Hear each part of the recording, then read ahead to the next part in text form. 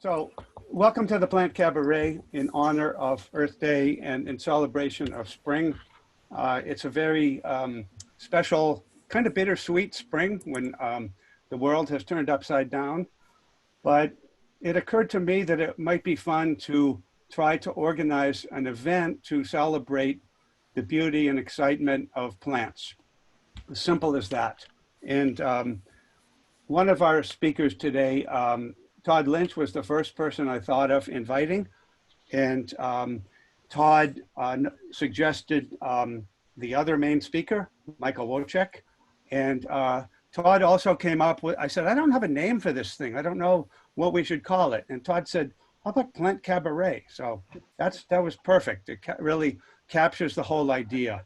And in the spirit of a cabaret, we want to have fun, right? We're all beautiful, of course. We want to have fun, and we want to have a variety of different vignettes and little acts. And we're going to start with, I'd like to start by introducing our co-sponsors today. The Department of Landscape Architecture is the main sponsor. The other sponsor that I thought of immediately was the Conway School. And we have Kate Chocolis to say a few words about the Conway School. Sure. Happy Earth Day, everyone. Very exciting to be here. I was thrilled to hear about a talk that was fun about plants. That was its purpose. So we're totally pumped about this. Just to tell you a little bit about the Conway School, for those of you who don't know us, we are a graduate program in landscape design and planning with an ecological focus, and we are located in Northampton now, so we're very close. We also have a great partnership with UMass, where several of our alums have continued their education at the UMass MLA program, including Todd. So it's a really wonderful partnership that we really appreciate, and we're thrilled to collaborate on any events in the landscape architecture realm. So thank you for inviting us to be a part of this. Our graduates do work in landscape architecture, landscape design, ecological restoration, urban planning, food systems work.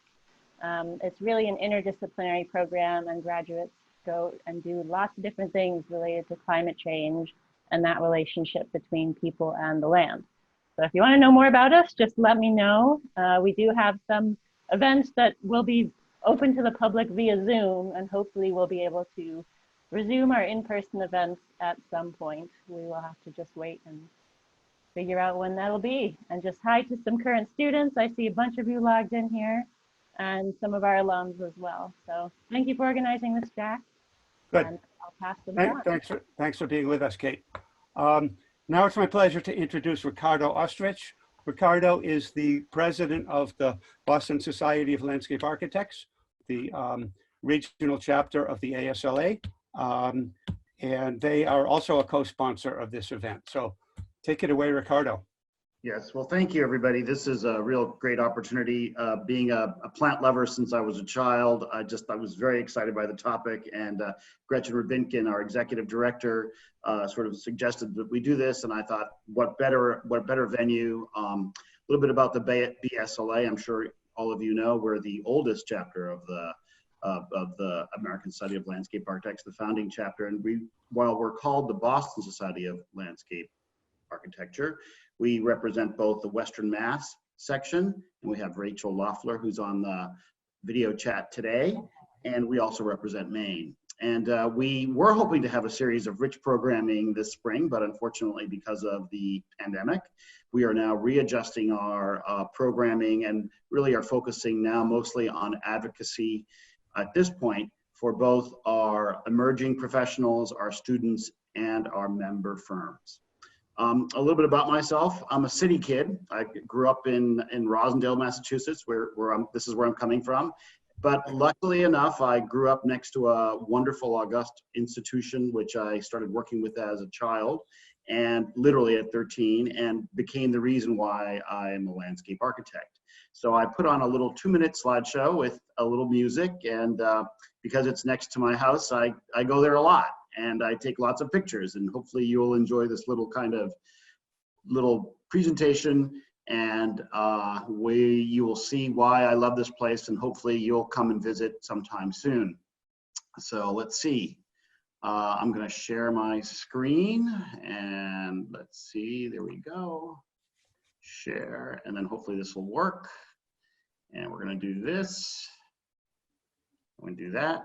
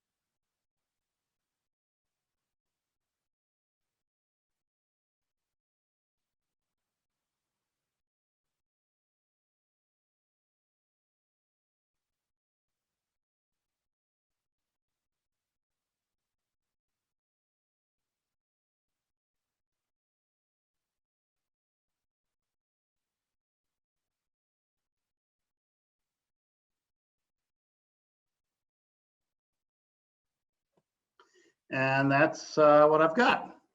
I'll stop sharing and pass it on.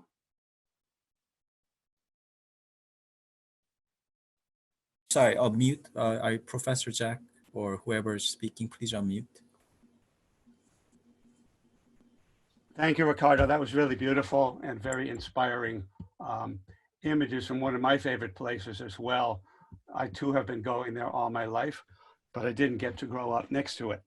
Now it's my pleasure to share a little video that I made for you about a favorite type of plants. I had a while to think about this because I had this idea for this whole event a few weeks ago. I'm like, what should I show? What should I show? And then I came upon the topic. I don't need to introduce it. It will introduce itself. So let's go. Let's start this. Oh, shoot. Sorry. Forgot to share my screen. Take two. One moment.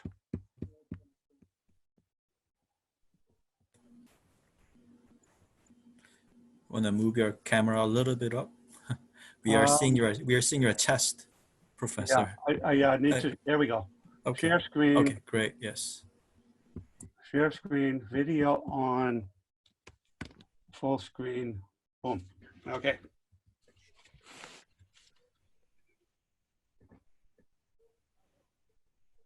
Oh, nice.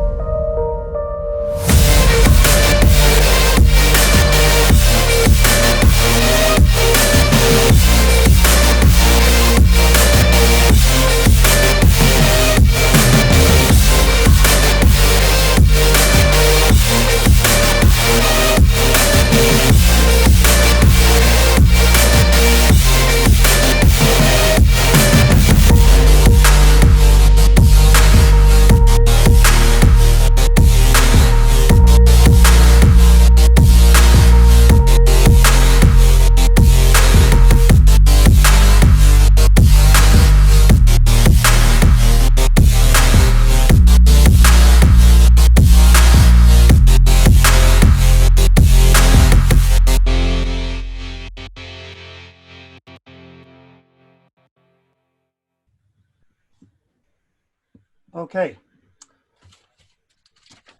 Hope you enjoyed that. If you're inspired by moss, like I have always been, put on your bucket list, you need to go to Kyoto, Japan, where a lot of those slides were from.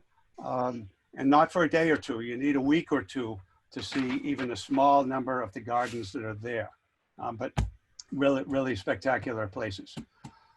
So now it's my pleasure to introduce Todd Lynch. Todd Lynch is a principal of Ecotropy, a landscape design studio that integrates medicinal plants, ecology, and art to create outdoor spaces to strengthen and illustrate the connections shared by human and ecological wellness. Todd earned 2 master's degrees, one at UMass with us and one at the Conway School. So he's a perfect guest for today. He blogs about the intersections of landscape, wellness, and art on Instagram. His Instagram tag is @Ecotropy. And to learn more about Todd's work, visit www.ecotropy.net. And I know Todd personally as a passionate and enthusiastic landscape architect and artist with a deep love for the natural world. His work is thoughtful, memorable, and beautiful. So thank you, Todd. We look forward to your images and thoughts today. Thank you so much, Jack. It's a real honor to have been asked to join all of you today, especially on Earth Day.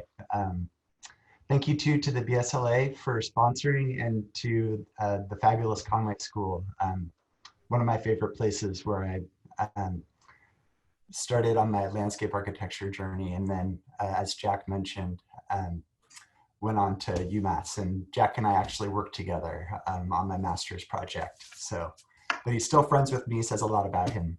So I'm very grateful for that. So with that, I'm going to share my screen. I hope this works.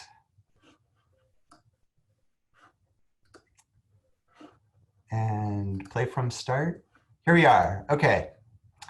Plant Cabaret, finding inspiration with spring ephemerals. Can y'all see this all right? Yes. Okay, great. I like to give people an outline just so that they know the choreography of what they're about to see. So I'll give a brief introduction about myself and my work. I have a little floodplain ramble. It's a short kind of early REM type video, a lot of like handheld shakiness, so I apologize for that. Some plant spotlights from that video adventure. Then I'll take you into my backyard and we'll poke around our terrace garden and some of the plants happening there, and then I'll share some of the plant spotlights. So with that, we'll jump in. Here I am in my element. I am a total plant nerd, and of course I would have asked Michael to be part of this because he and I go on many, many plant walks and adventures together out here in Western Mass, and it's kind of a joke that we never really get more than 100 yards in because we're just so darn busy looking at all the plants and talking about them, and hours pass and we haven't even really made it out of the like little entrance area. So my work as an installation artist involves using found plant materials.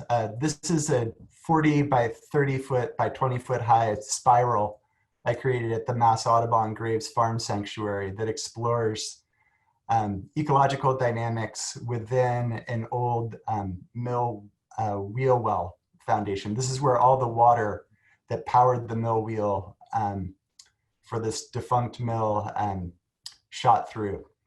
And the plant material is supposed to emulate the power of that hydrology. I'm also a landscape designer and planner. This is an example of an image I created for an eco center just south of Chicago called the Black Oaks Ecological Center for Sustainable Design. That was a mouthful to say. And then I've also recently started developing educational programs and outreach for middle school and high schoolers. Both of these programs I developed have been recognized by the state of Massachusetts for excellence in environmental science. The image you're seeing there is of a friend of mine holding a big jar of honeysuckle that we're going to make into tea. This particular course was held at the Hartsburg School in Hadley, Massachusetts, and we explored landscape dynamics, plant communities, and ecology there. So before I do any nature walk and I bring people out into the landscape, I know we're virtual here, but I'm hoping that y'all will be inspired to go out and explore. So the first thing you got to think about when you go outside are ticks. And this one was just from yesterday. So yeah, I see Nathan kind of itching there. Yeah, it kind of makes me itchy as well. Like, so just when you're going out these days, make sure you be nerdy and you know, wear the appropriate bug gear and do a really thorough tick check, which could be hard with social distancing, but you know, I'm sure y'all can work it out. Two, you want to know what you're harvesting and know where you're harvesting if you decide to. You don't want to harvest near roadsides or where you know your neighbor has been applying lots of ChemLawn.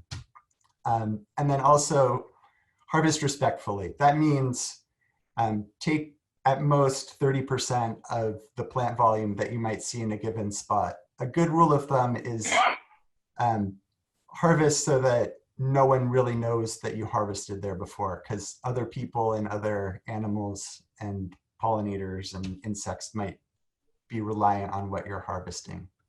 So all that said, let's just jump into our tour. This is taken near a little floodplain near my house that I like to go and I'd like to visit with these plants. And I'll narrate you through this. So that's the little stream. This was taken just yesterday after that rain, so the light was really beautiful. So what you're seeing now are the big beefy green plants. Those are false hellebore, and those are really present in our woods these days. But first I'm gonna zoom you down close to these gorgeous little sails that are nicely backlit. These are Canada Mayflower. These are one of my favorites. They're everywhere and they're a really ubiquitous ground cover, and they have these sweet little puffs of white flowers that start showing up come May. What you'll notice too is none of the trees really have leaves. They've got all sorts of beautiful buds, and Michael's going to be talking about that in a few minutes. But what's genius about these spring ephemeral plants is that they've adapted their plant cycle to absorb the most amount of sun that they can before the trees leaf out. This really allows for them to set seed and try to complete like their life cycle before all the light gets shaded out. Zooming in now on this beautiful false hellebore. It's a really striking, dramatic plant. It's also dramatic in the kind of death that it can afford you. They're lethal and highly toxic. If you have children or dogs, I wouldn't recommend going into places where there are big volumes of this plant. People have been known to get very sick after ingesting it. Taking you through more of this little floodplain here. There's a nice little cherry tree that you're seeing leaning off to the side, and I'll show you another wetland indicator plant. This is the stalk of a sensitive fern. It's a little bit blurry and I apologize for that. Leading you further through, something to notice about these floodplains is that they're really rich in this nice sediment and alluvial soil that happens every time a flood event occurs. So you get this incredible amount of plant diversity. And it makes for really wonderful botanizing when the time comes in the spring, right when we all kind of need it and we need to get outside. I'm taking you up close now to this sweet little trout lily. Just because it's been so darn cold, it hasn't bloomed yet, but you get a feeling for these beautiful mottled leaves that it has, this kind of dramatic drooping head. And then once we go inside and we start talking about little plant profiles, I have a better shot of the trout lily just to give you a better idea of what it is. Zooming in here, you have the beginnings of a Solomon seal plant shooting up from the ground. Sweet little spears that are just starting to show up, and then come like mid-May, early June, they'll start blooming. Taking you around and down this broken branch, you're going to discover a trillium. And here it is. Trillium has got to be one of my favorite plants. This is Trillium erectum. It's our native trillium here. I love the architecture of this plant, the 3 leaves, the 3 sepals, and the 3 petals. And you can get a sense of the veining on this plant. It's just totally spectacular.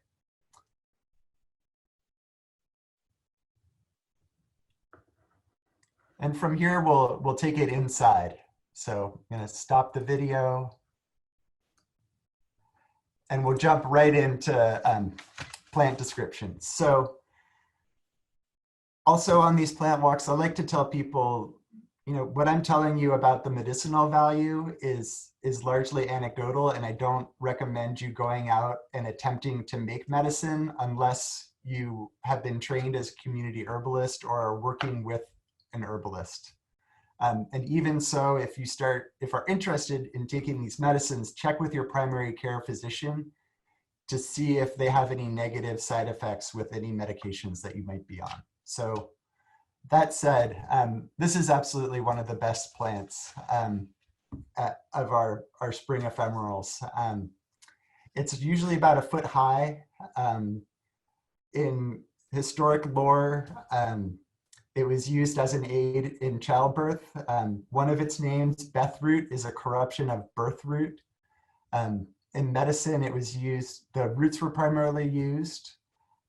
People have also been known to cook the leaves and eat them as well. Locals around here in Western Mass sometimes call them stinking Benjamin because it emits a slightly rotten meat-like flavor that's attractive to early pollinators like flies. My kids love saying, "Papa, check out the stinking Benjamin." It's, not often they get to say stinking all that much, and I prefer them saying that than other things, but you get the idea. So moving on to our next plant. This one is one of the sweeties, I think, of our native forests. You can find them in floodplains. You can find them in beautiful sugar bushes where there are tons of sugar maple trees. This is trout lily. It's part of the Liliaceae family. You can find it in Nova Scotia all the way down to Georgia.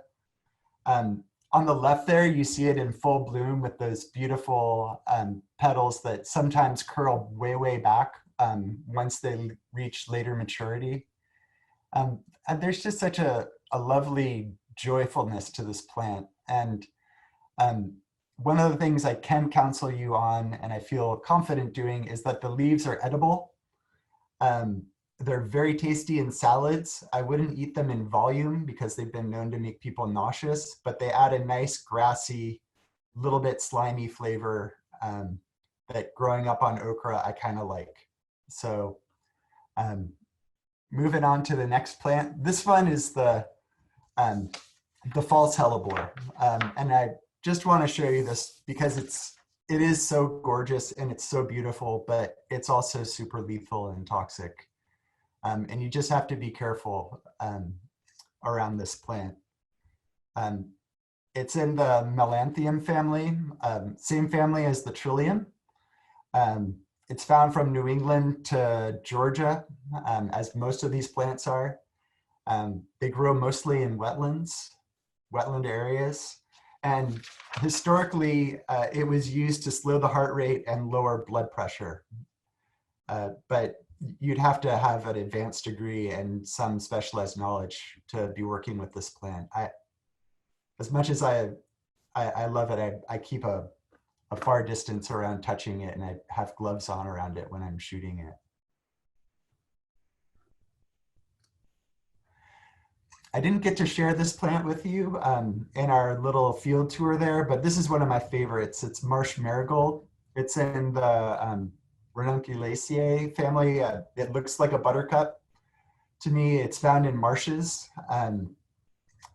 Some people have been known to boil the leaves and eat those as kind of a pot herb.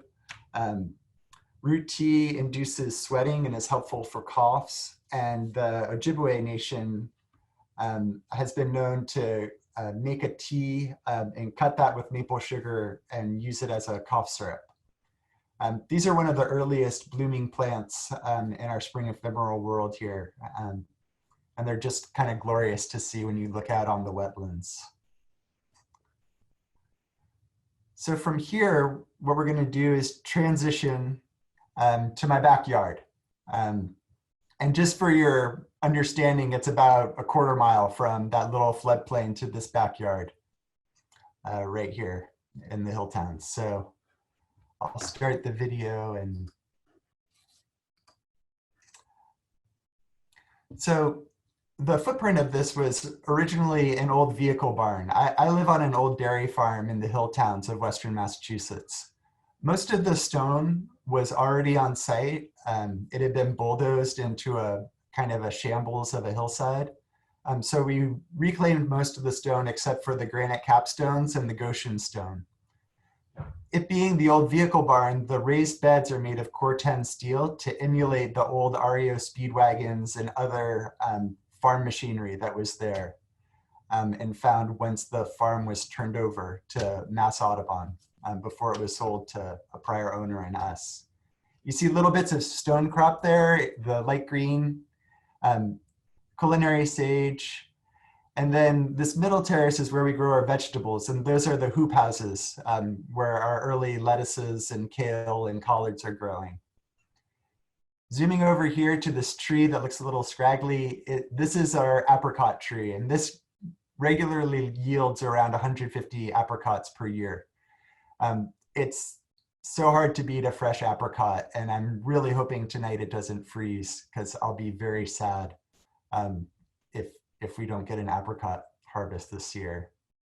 Zooming in on these sweet little green leaves, these are ramps, Allium tricoccum. I love the red veining in them, and they're one of the plants I spotlight later in the talk. This is our fire pit, also made out of granite. I'm gonna take you up the stairs here. Moving up these stairs, often on a warm day, we'll find 4 or 5 garter snakes just curled up and sunning themselves, which is always pleasant to find other residents in your garden. I think, at least my wife, not so much. These are some of my favorite lilies. They're Martagon lilies. They're a kind of Turk cap lily. Another view of the fire pit where we just were the other day, cooking up marshmallows. We're gonna head up the stairs now to stroll down the woodland walk. It looks a little bare, and that's just where we are in Western Mass right now. But one of the gems of our garden is showing up. It's a blue cohosh, and you'll see it right now. It's got kind of a punk rock haircut and some really beautiful flowers that I hope come into focus, but might not. But I have a better profile of that for you after we do this walkthrough tour. Moving up and along the woodland stroll here, you see where we have our dinner typically, and that's Grandma Maple over on the right. And then this is another piece of stonework created by Dan Snow, who built the terraces. He's a stonewaller from Vermont, and he's a spectacular dry stone installation artist. And we're gonna zoom in on one of my favorite plants as a guy who grew up in Maryland. This is Trillium luteum. We don't have this trillium in our neck of the woods, but I like to have plants that I grew up with because it reminds me of home and it kind of keeps me tied to who I am. I'm going to take you on a little zoom in tour of plants that are just peeking their heads out of our medicinal shade garden. All the green on the hillside there, you can see our ramps. And we're going to zoom in now on some early bloodroot, Sanguinaria canadensis. I love how their leaves, when they come out of the ground, look like they're like beach towels wrapped around you after a cold swim in the ocean. There's a little glimpse of blue cohosh, and then we're going to come up on some twin leaf. These plants are like 1.5 inches high, so I really had to get on my belly to take this shot. So I'm sorry it's not better, but you get a feel for the twin leaf and the blue cohosh. And I think in about 2 to 3 weeks, all of these medicinal gardens are really going to be roaring as the golden seal and ginseng and other plants start coming up. And the last shot I'll leave you with is this holy well that we created. This is another one of Dan Snow's artworks. This was a seep that we had just in this area, and we dug it out and lined it with clay, and Dan did his magic there. And with that, we'll take it inside with some more plant profiles.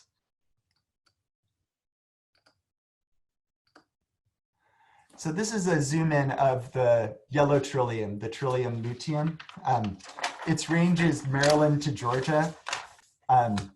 Melanthium family, same as our native one. And it has a lot of the same uses. Although the Cherokee Nation use this in their materia medica, and the roots of these were able to be used as a tea to treat dysentery. And they also used a poultice of the roots to reduce pain from arthritis. But one of the things I really love about this plant is that it almost looks like a candle to me, the way the flames of those petals are just popping up, and you can already see that the pollinators are really working it. Another one of my very favorite plants, I'm a big fan of Edward Gorey, and these flowers just seem like they're right out of his books. They're really gothic, and I kind of like too that the spider webs were on this one. I kind of couldn't have planned it better.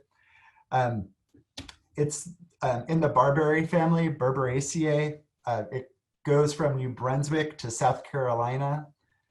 Rich music woods, that means like hardwoods, that kind of thing. Is when it shows up. And this root and the tincture of this plant are used to help induce labor and childbirth. And we were very familiar with these tinctures with the birth of our 2 children here on this farmstead. The root tea is also used to reduce inflammation and to treat rheumatism. Hi Todd, one moment. It's just it's almost 5:40. Just warning you a little bit about the time. Yeah, I've got 2 more pictures. Great. Thanks, sorry. This here is a close-up of Allium tricoccum, one of my favorites. A note on this one, it's really important that if you find these, you harvest just the leaves, never the bulb. Otherwise, the plant won't able to be regenerate. But these, if you clip the leaves, you can use them like chives and omelets, in soups and salads, and it makes a really good addition to a potato salad too. Looking closer into bloodroot, this is Papaver family. It was used as cough medicine for bronchitis, lung ailments, and fevers, somewhat apropos for this time and COVID. But it's highly toxic though, and it's not recommended to ingest it. And then finally, Jack mentioned his favorite plant. This one is mine. This is Panax quinquefolius, American ginseng.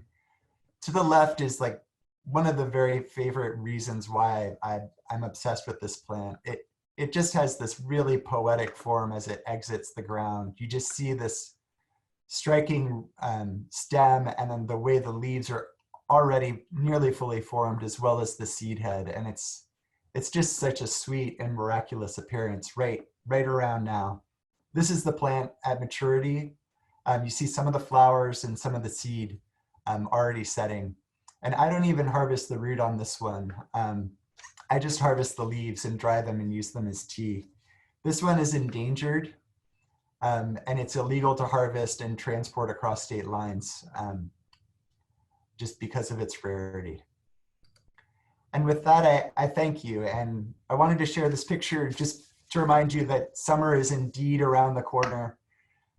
We can all make it. And that I wanted to note too, that as designers and lovers of plants, like, you know, we're uniquely enabled to help people during this time and during these kind of chaotic moments that we're living, because we understand the profound nature of outdoor spaces and how they can calm and give back to us. And I feel like as a designer, it's my way of giving back to people, connecting them to the plants and to the broader landscape. And I'm grateful to share this with you. And I wish you all well and good health in these coming days.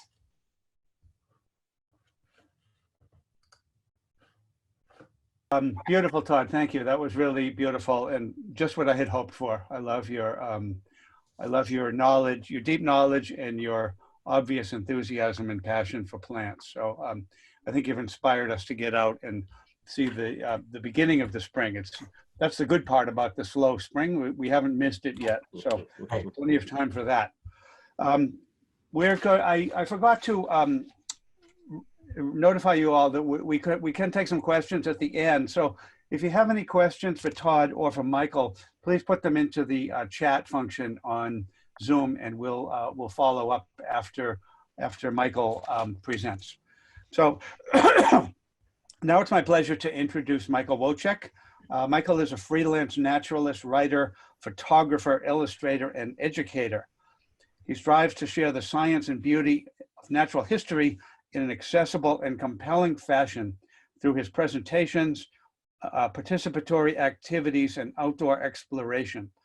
Michael has written 2 books, one on bark, a field guide to trees of the Northeast, and he co-authored another book, Drawing Leaves and Trees, Observing and Sketching the Natural World.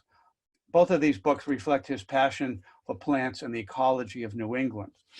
Michael earned his master's degree in conservation biology at Antioch University, where he studied with a very important, very inspiring person, Tom Wessels, who writes really beautifully also about New England.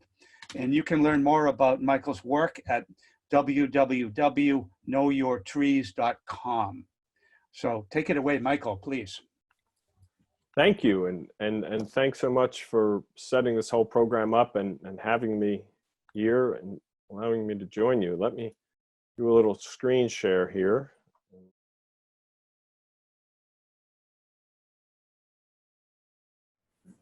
Thank you both. I'm really grateful for your presentations and also for the way that you both engaged the moment, you know, the emergence of spring. It's easy to talk about plants throughout the year, but I think, you know, you've given us a great nudge and a great kick and inspiration to get out and look really closely. And, you know, I'm also impressed with the different dimensions of both of your thinking about plants. You know, Todd thinks about medicinal qualities and cultural uses by other people, including Native people. And Michael thinks very eloquently about scale, you know, from, I never really saw those kind of images of dissected buds before. It was really fascinating, and spiraling of leaf patterns, and also your perspective on time, of how bark evolves over time. So really beautiful insights you've both given us. We do have a few questions. Somebody asked if Todd can, oh, something's happening here. If you can recommend any books, or I guess for both of you, for any books or resources on tree medicine and bark medicine, if either of you have any thoughts on that. Todd is muted if you're trying to talk. Yeah, that helps. Sorry, guys.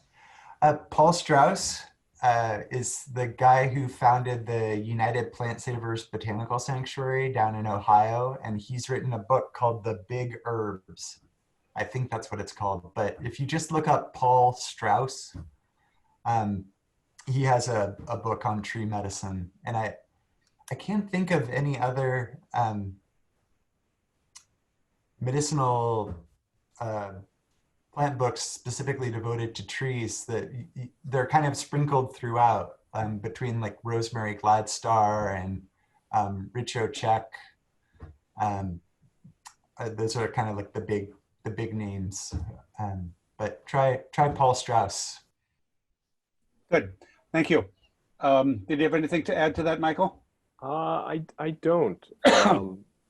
I've seen different references, but not consolidated in one specific book, and I think Todd would have the insight on that.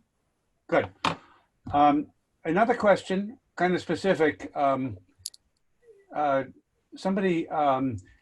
Justin is doing a design for a horse farm, and he wants to know if you have any recommendations for plants with herbal benefits for horses. Yeah, it's a tough crowd here. That's a great question. I don't know. Our next door neighbors are holistic animal vets. I'm trying to remember. Michael, do you know what Robin and Bud's practice is called? I don't. It's in Haydenville. Yeah. Is it Family Vet? I'm not sure. Yeah, I think that's it. Yeah, family veterinarians in Haydenville. If you've ever driven up Route 9, they've got a very distinctively colored building before you hit the ice cream shop in Lokalbergie. But they might be resources to try. I know they do acupuncture, and I'm not sure what else with horses, but that's a focus for them. It's a great question. Good. Those are all the questions that we have. If anybody has any other questions, please shoot them into us, or we'll be signing off in a moment. So I'd like to thank all the presenters and all of the participants for coming. I think we achieved our objective of sharing some knowledge, sharing some inspiration, getting excited about the spring and the beauty of the plant world. And hopefully you're going to get out there and enjoy it yourself. So I think we're ready to sign off. This recording will be, most of it was recorded, and it will be posted on the Landscape Architecture and Regional Planning website. And Gretchen, we can make it available for you if you want to post a link, and Conway. So we'll share the wealth and spread the good news. And thank you all. And we do have another, UMass has another lecture tomorrow at 4 o'clock. Meg Vickery is an adjunct professor in the architecture department, and she's written a new book about landscape and infrastructure. She'll be talking about that. And Nathan has a link for that. Maybe you could give us that link now, Nathan? Yes, 1 second. Okay. And with that, our department's going to be finished with our semester. Classes end next week. We're focusing on presentations, so we'll be signing off for a while. But who knows? We might. We have a new world, so all the rules are off, and we can do whatever we want, right? So we might do some more of these things in the future if there's interest, right? When we have willing participants, then and a willing audience, then why shouldn't we continue? So stay tuned. We might be doing some more. Thanks, Jack. Yeah, thank you. Thanks, everybody. Yeah, thanks for being here, everybody. Good. Thank you. Okay. Thank you all. I will see you soon, I hope. All right. Take care. So, you Take too. care. Stay well, everybody. Happy spring. Bye-bye.